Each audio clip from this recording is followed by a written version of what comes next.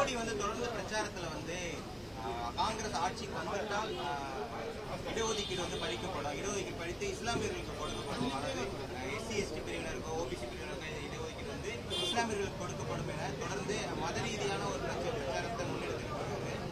நீங்க ஏற்கனவே சிறுபான்மையினருக்கு பாஜக ஒரு அச்சுறுத்தலா இருக்கோ, அதாவது ஒரு பிரச்சனையை கொண்டுதோங்கிற ஒரு இதுலதான் வெளியே கூட சொல்லியிருந்தீங்க, சிறுபான்மை மக்களோட ஓட்டு பாதிக்கப்படும். பிரதமரோட இந்த பிரச்சார வியூகத்தை எப்படி பாக்குறீங்க? பிரதமரோட பிரச்சாரங்கிறது சரியா?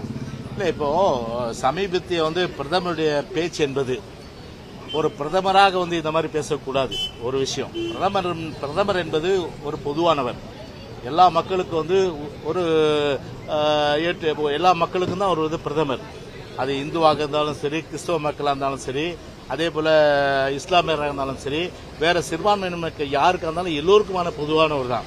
ஆனா ஒரு பொதுவான ஒரு பிரதமராக இருந்துட்டு, ஆனா இப்போ பாத்தீங்கன்னா ஒரு மத துவேஷ பேச்சுக்கள், மதத்தால் பிளவுபடுத்தணும், அதாவது இஸ்லாமியர்கள் இந்துக்கள் என்று பிளவுபடுத்தி அதன் மூலம் இந்துக்கள் ஓட்டை வாங்கலாம் என்ற அடிப்படையில் அந்த பேச்சு இருந்தால் அது நிச்சயமா ஒரு கண்டிக்கத்தக்கதான். ஏன்னா அவருடைய சமீபத்திய பேச்சு ஒரு டிவைட் அண்ட் ரூல், அதாவது மதத்தால் எப்படி வெள்ளக்காரன் மக்களை பிரித்தாண்டு, அதாவது மக்களை பிரித்தாண்டு சூழ்ச்சி செஞ்சு ஆட்சி செஞ்சானோ, அதே போல இன்னைக்கு பிரதமரை பொறுத்தவரை அதை கையில் எடுத்துட்டு இருக்காரு. பிரிட்டிஷ்காரனுடைய அந்த இதை கையில் எடுத்துட்டு இருக்காரு, ஆயுதத்தை பிரித்தாளும் சூழ்ச்சி, பிரித்தாளு என்ற அதை டிவைட் அண்ட் ரூல்.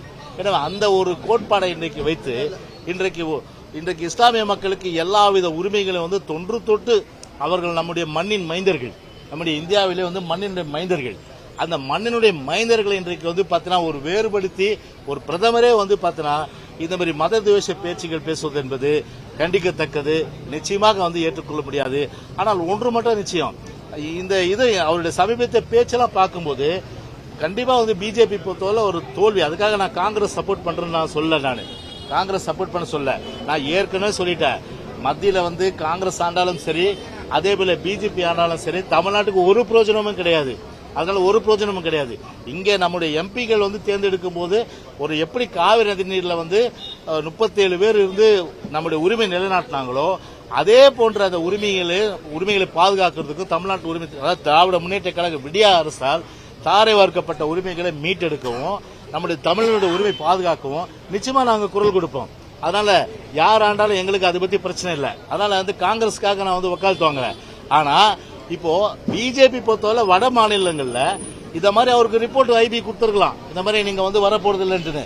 அதை வைத்து இன்றைக்கு ஒரு மத துவேஷ பேச்சு, ஒரு பிளவு பேச்சு, ஒரு சிறுபான்மை இஸ்லாமிய மக்கள் குறிவைத்து பேசப்படுகின்ற பேச்சு என்பது நிச்சயமாக யாரும் ஏற்றுக்கொள்ள முடியாது, நிச்சயமா கண்டிக்கத்தக்க பேச்சாக நிச்சயமாக.